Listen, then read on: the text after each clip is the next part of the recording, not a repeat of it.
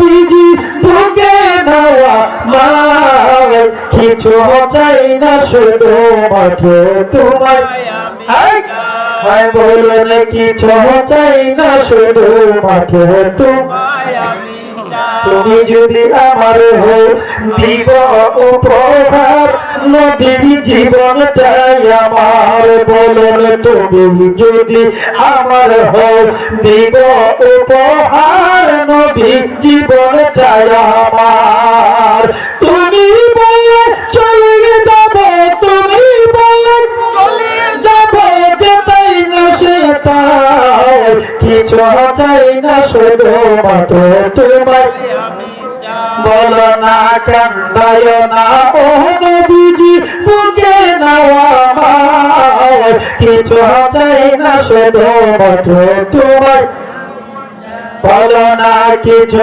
চাই না শুধু মাত্র আমার বন্ধুরা ওই জন্য মিজুরি চোখের পানি ছেড়ে ছেড়ে নামাজের পরে কাঁদতেছে আল্লাহ আমি কেন এখন নবীকে দেখি নাই আমরা নূরের নবীকে দেখতে চাই কি চাই না বাবা আর বলেন চাই কি না আমার নবী বলছে যারা আমি নবীজিকে যারা একবার স্বপ্নে যুগে আমার উম্মতেরা দেখেছে তাদের জন্য জাহান্নামের আগুন হারাম হয়ে গেছে যেরকম না ইয়া রাসূলুল্লাহ আমার বন্ধুরা গভীর মনোযোগ জন্য নবী শুনি রাতে বেলা যখন কাঁদতেছিল এশারের নামাজের পরে কাঁদতে কাঁদতে হঠাৎ করে তার চোখের মধ্যে একটা ঘুমের ভাব এসে গেল যখন ঘরের মধ্যে ঘুমাইলে ঘুমের ঘরের মধ্যে ঘুমানোর পরে হঠাৎ করে তার ঘরের মধ্যে যেন কে দাঁড়িয়ে গেল সামনে দাঁড়িয়ে গেল ঘুমের ঘরের ভিতরে ডাক দেওয়ার জন্য আমি শুনি তোমার ঘরের মধ্যে একটা সুসংবাদ দেওয়ার জন্য হাজির হয়ে গেলাম সুবহানাল্লাহ জোরে বলেন কি সংবাদ জোরে বলেন এরকম সুসংবাদ যদি আমাদের ঘরের ঘরের মধ্যে কেউ দেয় আমাদের লাভ না লস জোরে বলেন আমার বন্ধুরা বলেন ওই লোকটা ওই জন্য মিশরীর ঘরের ভিতরে ডাক ডাক ওই জন্য মিশরী তোমাকে একটা সুসংবাদ দেওয়ার জন্য হাজির হয়ে গেলাম ডাক ডাক ওই হুজুর কি সংবাদ ডাক দিয়ে কই বাবা রে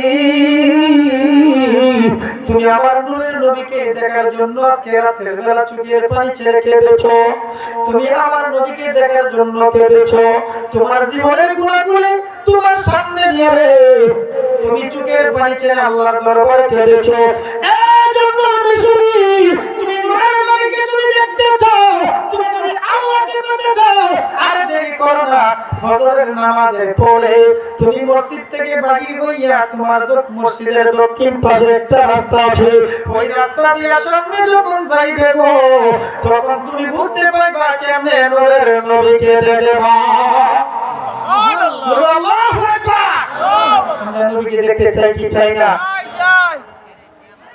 এখন স্বপ্নে যদি আমরা ঘরের মধ্যে কেউ এই কথা কো আমরা খুশি না যান খুশি জোরে বলে খুশি জন্য মিশরি সুবহানাল্লাহ ওই কি এবার কি বাবা আপনি এত সুন্দর কথা বলে আমারে খবর দিয়ে গেলেন আপনার নাম কি কই আমার নাম দিয়ে তোমার কাম কি ও মায়া নবী গো তুমি প্রেম শিখায়া কোথায় লা বলো ও মায়া নবী গো তুমি প্রেম শিখায়া কোথায় লুকাইলা কেমনে যাব তোমার কাছে স্বপ্নে এসে বলো না তুমি প্রেম শিখায়া কোথায় লুকাইলা লা বলো ও মায়ার নবী গো তুমি প্রেম শিখায়া কোথায় জোরে করে আল্লাহু আকবার আল্লাহু আকবার হায় হায় ওই লোকটা কি বাবা তোমার কাম কি তোমরা যেটা করছো তুমি এটা করো সুবহানাল্লাহ সুবহানাল্লাহ এ বাবা তুমি চক্ষুটুকু বুঝো যেই মাত্র ঘুমের ঘরের মধ্যে স্বপ্নে দেখতেছে কই চক্ষু বুঝো যেই মাত্র চক্ষু খুললেন কই তুমি একটু পরে চক্ষু খুলবা, চক্ষু বুঝলে কই একটু পরে তুমি চক্ষু খুলবা। এবারে কিছুক্ষণ পরে যখন চক্ষু খুললে আর ওই লোকটারে দেখতে পাই না, ডাক দিয়া কই মাওলা রে, এমন ধরনের মানুষ আমার জীবনে কখনো কোনোদিন আমি দেখি নাই, ওই লোকটার পরিচয় পর্যন্ত আমার দিল না। এই কথা বলতে বলতে চোখের পানি ছাড়তে ছাড়তে যখন রাত্রের বেলা আর ঘুম যায় না, তার চোখে ঘুম আসে না, হঠাৎ করে মসজিদের মাধ্যমে ফজরের আযান দিছে, আসসালাতু খায়রুম মিনান নাওম। আল্লাহু আকবার। মসজিদের মধ্যে আযান দেয়, যারা নামাজ পড়ে না এরা ঘুমা, আর যারা নামাজ পড়ে নামাজি কানের মধ্যে যখন আযানের ধ্বনি আওয়াজ আসে তাদের চোখে ঘুম আসতে পারে? যে বলে আসতে পারে না। এই মিয়া, এখনো এমন নামাজি আছে যারা কুসুরিবিহীন নামাজি, শুধু আল্লাহর জন্য নামাজ পড়ে, লোক দেখানোর জন্য নয়। কথা বলে ঠিক না? আল্লাহ বলে ঠিক কিনা? আমার বন্ধুরা বলে এবার বন্ধুরা আযান দিলে জুন্নুন মিশরি মসজিদের মাধ্যমে নামাজ পড়তে গেলে, মসজিদের মধ্যে নামাজ পড়তে যাওয়ার পরে হঠাৎ করে যখন জুন্নুন মিশরি বাদশাহ প্রথম কাতারের মাধ্যমে ইমাম সাহেবের পিছনে জুন্নুন মিশরি নামাজ পড়ে, বাবা ইমাম সাহেবের পিছনে জুন্নুন মিশরির জন্য একটা নামাজের মুসল্লা আছে, কিন্তু আজকে দেখা যায় জুন্নুন মিশরি ইমাম সাহেবের পিছনে বিসমিল্লাহর মাধ্যমে ওনার জায়গার মাধ্যমে নামাজ পড়ার জন্য বসে হয়, উনি মসজিদের কোণার মধ্যে বসে বসে কাঁদে, গফুর রাহিম নামে তোমার আল্লাহ, ও আল্লাহ, আল্লাহ রহমান রাহিম নামে তোমার আল্লাহ, আল্লাহ, আল্লাহ রহমান রাহিম নামে তোমার আল্লাহ। আল্লাহ আমরা বান্দা গুনাহগার, ডাকি বাবু বারে রে বার আমার আল্লাহ, ও আল্লাহ, আল্লাহ রহমান রাহিম নামে তোমার আল্লাহ, ও আল্লাহ। আমার বন্ধুরা, ওই মসজিদের মাধ্যমে মুয়াজ্জিন যখন একামত দিয়ে দিল রে, একামত দিয়ে দেওয়ার পরে এবার ইমাম সাহেব যখন নামাজের নিয়ত করলেন, জুন্নুন মিশরি প্রথম কাতারে প্রতিদিন থাকে, আজকে দেখা যায় পিছনের কাতারে চোখের পানি ছেড়ে কাঁদে নামাজ পড়লেন। নামাজ পড়ার পরে বাবা রে, নামাজ পড়ে যখন সমস্ত মানুষেরা, সমস্ত মুসল্লিরা ঘরের থেকে যখন বাহির হয়ে গেল বাবা, বাহির হয়ে যাওয়ার পরে জুন্নুন মিশরি সবার পরে মসজিদ থেকে বাহির হয়েছে, মসজিদ থেকে বাহির হইয়া ওই স্বপ্নে যেমন দেখছিল পূর্ব দক্ষিণ দিকে মসজিদের একটা রাস্তা আছে, ওই রাস্তা দিয়ে যে মাত্র হাঁটতে ছিল বাবা, হাঁটতে হাঁটতে সামনে যখন একটু সামনে যখন গেল, সামনে যাওয়ার পরে হঠাৎ করে জুন্নুন মিশরি কই আমার ডাইনে কোনো মানুষ নাই, আমার বামে কোনো মানুষ নাই, আমার সামনে কোনো মানুষ নাই, পিছনে কোনো মানুষ নাই। আমি জুন্নুন মিশরি লক্ষ্য করে দেখি, আমি যেন আমার কানের মাধ্যমে অনেক মানুষের আওয়াজ শুনতে পাই, শব্দ শুনতে পাই, আমার চতুর্দিকে যেন মানুষ হাঁটতেছে, আমি ঘুরাইয়া ঘুরাইয়া চতুর্দিকে তাকাইলাম, কিন্তু একটা মানুষের সন্ধান আমার সামনে কোনো মানুষ, পিছনে দেখি না। হঠাৎ করে জুন্নুন মিশরি ডাক দেয়, ওই আল্লাহ গো, আমার সামনে পিছনে মানুষ দেখা যায় না, কিন্তু মানুষের মতো হাঁটাহাঁটি মনে হইতে পারে কি? এই কথা বলার পরে কিছুক্ষণ পরে দেখা যায় প্রথমে সামনে 10 জন এবং ডাইনে 10 জন, বামে 10 জন, সামনে 10 জন, পিছনে 10 জন, 40 জন মানুষ চতুর্দিকে দাঁড়াই গেছে। জুন্নুন মিশরি কই কারণ কি? এতক্ষণ কোনো মানুষ দেখি না, এখন মানুষ আইলো কোন জায়গা থেকে? এবার ডাক দেয়, কই বাবাজি রাখো, তোমরা কোন জায়গা থেকে আমার চোখের সামনে এসে হাজির হয়ে গেলা?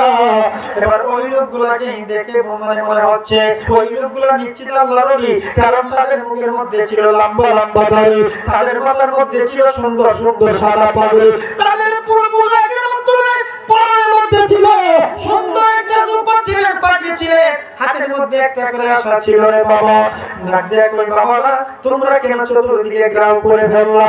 কিছুক্ষণ পরে বুঝবা আমরা কেন তোমার সামনে হাজির হয়ে গেছি। জোরে কোন আল্লাহু আকবার। আরো জোরে বলেন না ইয়া রাসূলুল্লাহ। নয়নে রাসূল পাক দেখলে কেমন হতো, জন্ম আমার নবীর যুগে হলে কেমন হতো না ভালো লাগছে বাবা। আমরা তো ওলি আল্লাহর প্রেমের পাগল, নবীর প্রেমের। আমার অভ্যাস বেশি ভালো না, এই 2-4 মিনিট পরে পরে আমার নবীজির সামনে একটা টান দেওয়া লাগে। আমি পারি না, না দিয়া পারি না। অনেক মাহফিল আছে হুজুর এত গজল গাইেন না, কিন্তু বাবা গজল গান না গান এটা মদিনা আলো জানে, আপনি কইতেন না। কথা বলেন ঠিক কিনা?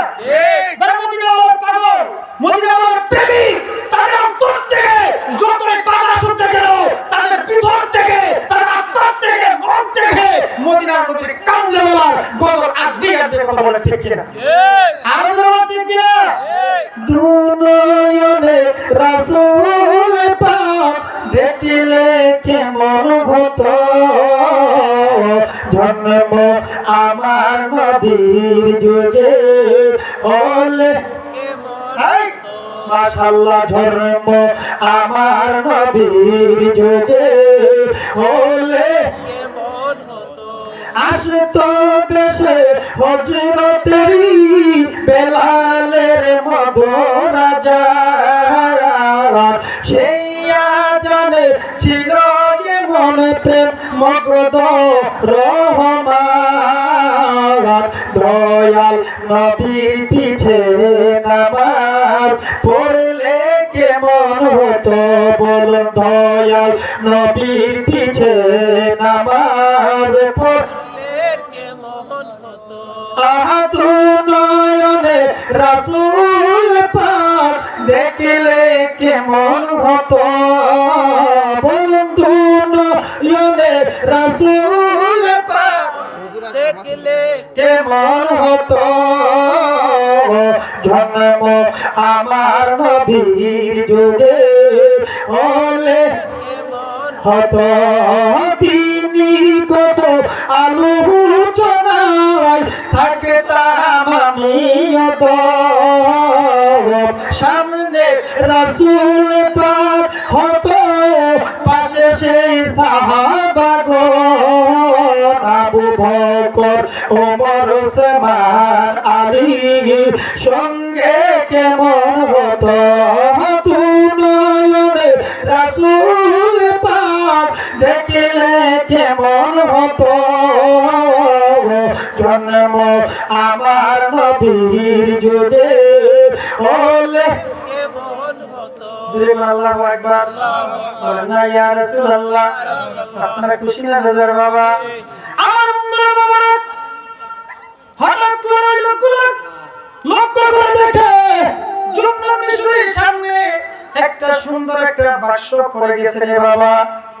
এই বাক্সটার মাধ্যমে অন্য কিছু নয়, এই বাক্সটার মাধ্যমে হীরা এবং মুক্তা, টাকা এবং পয়সা, স্বর্ণ অলংকারে ভরপুর রয়েছে। বাক্সটা ভরা। যেই মাত্র বাক্সটা জুন্নুন মিশরের সামনে পড়বে, এই বাক্স থেকে জুন্নুন মিশরি শুধু মানে চোখে দিয়ে তাকিয়ে আছে। একটা স্বর্ণ মুক্তার মধ্যে ধরেন নাই, টাকার মধ্যে ধরেন নাই, পয়সার মধ্যে ধরেন নাই। 40 জন মানুষ একটা একটা করে লুট করে টাকা পয়সা নিয়ে গেছে। নাউজুবিল্লাহ।